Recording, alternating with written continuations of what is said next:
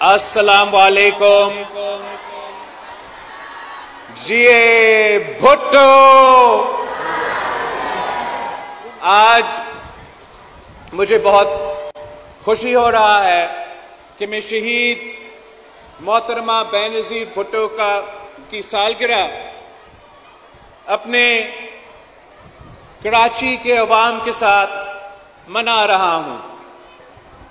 जैसे आप सबको मालूम है कि शहीद मोहतरमा बेनज़ीर भुट्टो इसी शहर कराची में पैदा हुई थी और जो शहीद मोहतरमा बेनज़ीर भुट्टो की और इस शहर के अवाम के साथ ताल्लुक थी वो तारीख में लिखा हुआ है।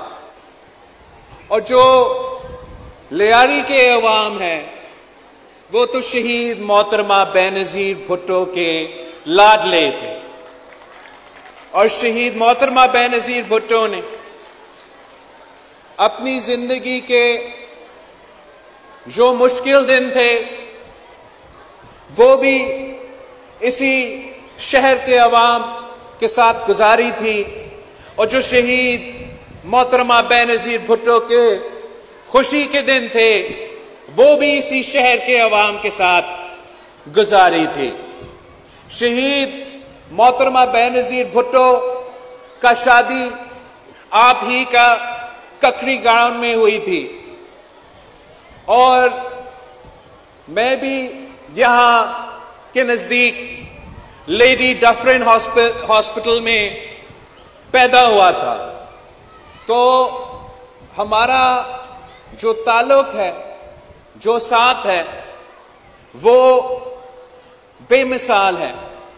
और हमने 3 नस्लों से इस शहर और इस शहर के अवाम के जो जिद्दोजहद है वो लड़ा है।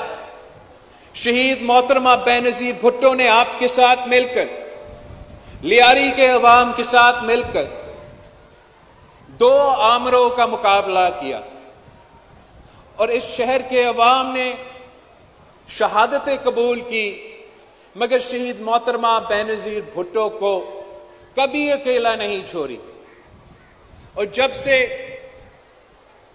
मैं सियासत में आया हूं तो तब से मैं भी कराची के अवाम के साथ मिलके जिद्दोजहद करता आ रहा हूं कि वो शहर जिसमें शहीद मोहतरमा बेनज़ीर भुट्टो पैदा हुई, वो शहर जिसमें मैं खुद पैदा हुआ, इसका तरक्की के लिए मैं यहां के अवाम के साथ मिलके जिद्दोजहद करना चाह रहा हूं।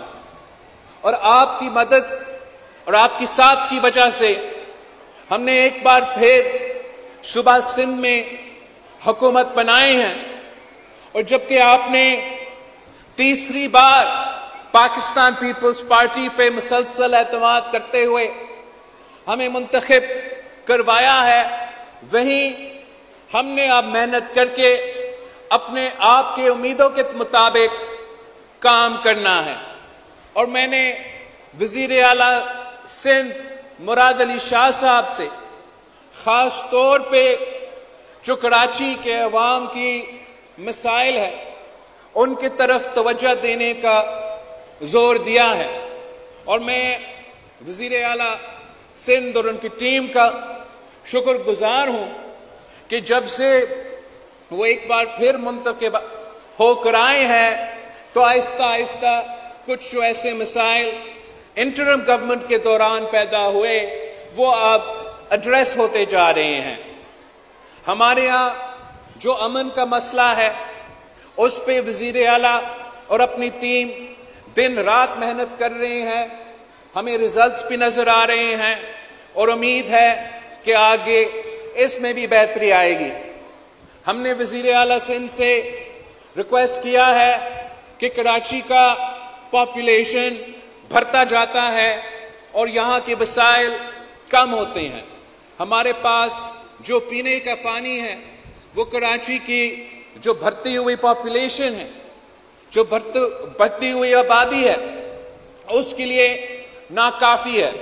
तो वजीर आला सिंध ने मुझे यकीन दहानी दिलाई है कि अपनी बजट में जो हब डैम से वो मंसूबा लेकर आ रहे हैं ताकि कराची को मजीद पानी मिले और हम अपने अवाम का ये बुनियादी मसला में कोई बेहतरी ले आ सके। इसके साथ साथ जो मुल्क भर में हमारा लोड शेडिंग का मसला है, खास तौर पे पूरे सूबा सिंध में, सूबा बलोचिस्तान में, जनूबी पंजाब में और पख्तूनख्वा में 18 घंटे 16 घंटे के लोड शेडिंग होता है और जब अवाम को बिल मिलता है तो वो बिल भी वो अदा नहीं कर सकते।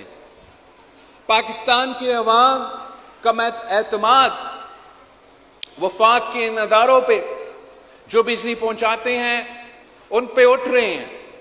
तो हमने सोचा कि हम अपना भी एक ऐसा मंसूबा लेकर आए जिसमें हम खास तौर पे गरीब अवाम को इस मसला में मदद दे सके। तो वजीर आला सिंध ने हमारा मंशूर के मुताबिक इस बजट में एक नया मंसूबा शुरू करेगा जहां से इंशाअल्लाह ताला हम गरीब अवाम को मुफ्त सोलर का फैसिलिटी देंगे ताकि उनको लोड शेडिंग से कोई रिलीफ मिल सके और जो वो लोग अफोर्ड कर सकते हैं उनके लिए भी इंशाअल्लाह ताला हम सब्सिडाइज रेट पे सोलर पैनल्स प्रोवाइड करेंगे ताकि उनका भी जो लोड शेडिंग का मसला है इसमें कोई बेहतरी आए।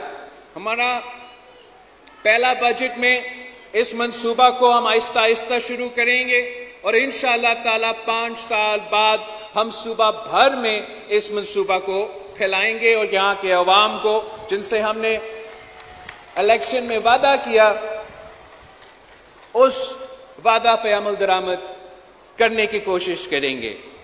इसके साथ साथ जैसे आप सबको मालूम है पाकिस्तान के अवाम का सबसे बड़ा मसला, पाकिस्तान के नौजवानों के सबसे बड़ा मसला रोजगार का मसला है और इंशाअल्लाह ताला आपका सिंध हुकूमत दिन रात मेहनत करेगी कि हम ऐसे मंसूबे लेकर आए जिससे इस सूबे के अवाम और इस सूबे के नौजवानों को रोजगार के मौके मिले और वो अपना तरक्की का बंदोबस्त कर सके। शहीद मोहतरमा बेनज़ीर भुट्टो के बारे में मशहूर थी कि शहीद बीबी आएगी तो रोजगार लाएगी और जबकि शहीद मोहतरमा बेनज़ीर भुट्टो की हुकूमत इस सूबे में मौजूद है, हमें इंशाअल्लाह ताला लियारी के अवाम के लिए, कराची के अवाम के लिए, पूरे सूबे के अवाम के लिए मेहनत करेंगे कि हम ऐसे मंसूबे लेकर आए जिससे आपको रोजगार के मौके मिले। हम मेहनत करेंगे जो तमाम हुकूमत के जो रोजगार के मौके मौजूद है मगर किसी न किसी अदालत का स्टे ऑर्डर की वजह से हम अपने नौजवानों को वो रोजगार नहीं दिलवा सकते हैं। हमने अपना वजीर कानून को कहा है कि अदालत से रुजू करे, जज साहिबान से बात करें कि हमने अपने अवाम को रोजगार दिलवाना है। आपके जो ब्रदर जजेस हैं इन्होंने ऐसे फैसले सुनाए हैं जिसकी वजह से इस सूबे के अवाम, इस सूबे के गरीब अवाम को रोजगार से महरूम रखा जा रहा है। तो बड़ा मेहरबानी करे अपना स्टे ऑर्डर खत्म करे ताकि मैं लियारी के अवाम को, कराची के अवाम को, सिंध के अवाम को उनका हक दिलवा सकता हूं।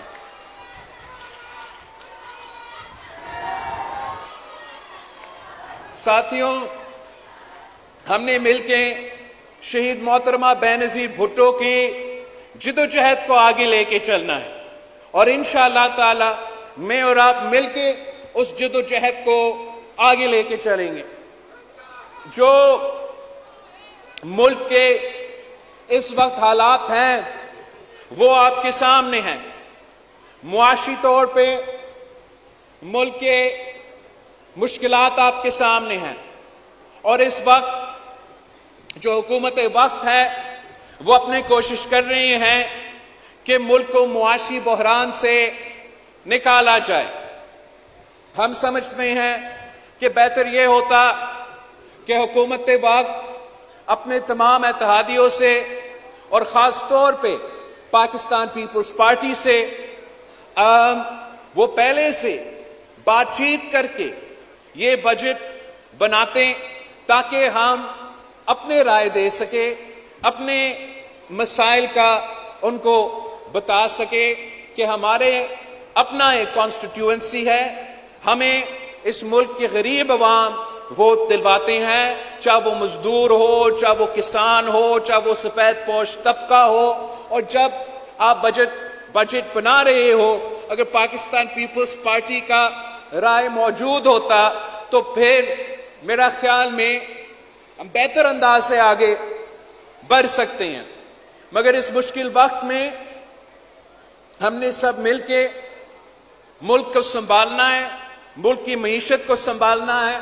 और हम आज भी, हमारे जो इस्लामाबाद में मेरे नुमाइंदे हैं, वो आज भी हुकूमत के वफद के साथ बैठ रहे हैं कि चले देर है मगर जो भी इस वक्त हो सकता है पाकिस्तान पीपल्स पार्टी के शिकायत को दूर करने के लिए वो हो, ताकि हम मिलके ना सिर्फ बजट पास कर सके मगर मुल्क को इस मुआशी मुश्किलात से निकाल सके।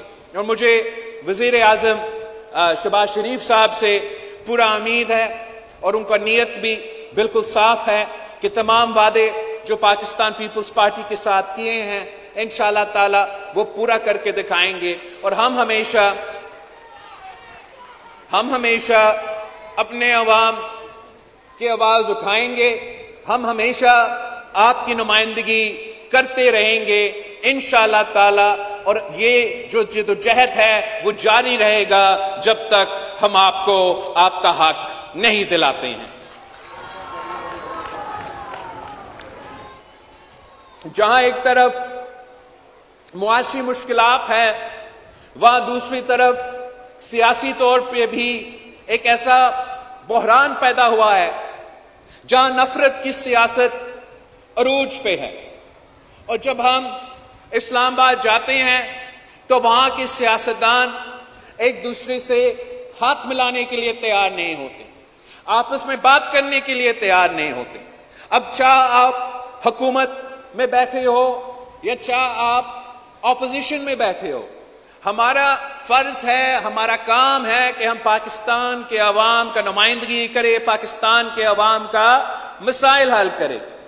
तो हम एक बार फिर जोर देते हैं उन तमाम सियासी जमातों को जो अपने अना की वजह से, अपना जाती मसले की वजह से पाकिस्तान को नुकसान पहुंचा रहे हैं, पाकिस्तान की मईशत को नुकसान पहुंचा रहे हैं, हमारे पूरे मुआशरे में ये नफरत की सियासत फैला रहे हैं कि उनको पार्लियामान में एक मुस्बत किरदार अदा करना चाहिए, जमहूरी कुव्वतों से बात करना चाहिए ताकि हम अपना जमहूरी निजाम को बेहतर बना सकते हैं, फाल बना सकते हैं। और वो जो पार्लियामान जिसके लिए मेरे लियारी के अवाम ने शहादतें कबूल की हैं, जिसके लिए पाकिस्तान भर के अवाम ने शहादतें कबूल की है, जिस दिन हम पार्लियामान को ताकतवर बना देते हैं, जिस दिन तमाम सियासी जमातें एक होके ये फैसला करें कि पार्लियामान वो इदारा है जहां से हम पाकिस्तान के अवाम का मसाइल हल करेंगे और आपस का लड़ाइयां नहीं लड़ेंगे, तो तब आप देखेंगे कि हमारा चाहे वो मईशत का मसला हो या जो भी मसला हो, तब हम वो मसाइल का वैसे हल निकाल सकते हैं जैसे आप उम्मीद करते हो। मैं एक बार फिर आप सबका शुक्रगुजार हूं कि आज हमने साथ मिलके शहीद मोहतरमा बेनजीर भुट्टो की सालगिरह मनाई है। और ये वो तमाम कुव्वतों के लिए एक पैगाम है जो सोच रहे थे कि शहीद मोहतरमा बेनजीर भुट्टो को शहीद करके वो पाकिस्तान पीपल्स पार्टी को खत्म कर सकते। वो तमाम कुव्वतें जो सोचते थे कि हम शहीद मोहतरमा बेनजीर भुट्टो को शहीद करेंगे तो लियारी के अवाम बेआवाज हो जाएंगे। वो तमाम कुव्वतों जो सोचते थे कि शहीद मोहतरमा बेनज़ीर भुट्टो को शहीद करके इस मुल्क के मजदूरों से, इस मुल्क के किसानों से हम उनका हक छीन सकेंगे। ये उनकी भूल थी। शहीद मोहतरमा बेनज़ीर भुट्टो आज भी जिंदा है, आज भी गरी खुदा बख्श से वो हुकूमतें बनाती है, वो हुकूमतें गिराती है, और इंशाअल्लाह ताला हम मिलके उनके ख्वाब पूरा करेंगे। जिए भुट्टो, जिए अवाम।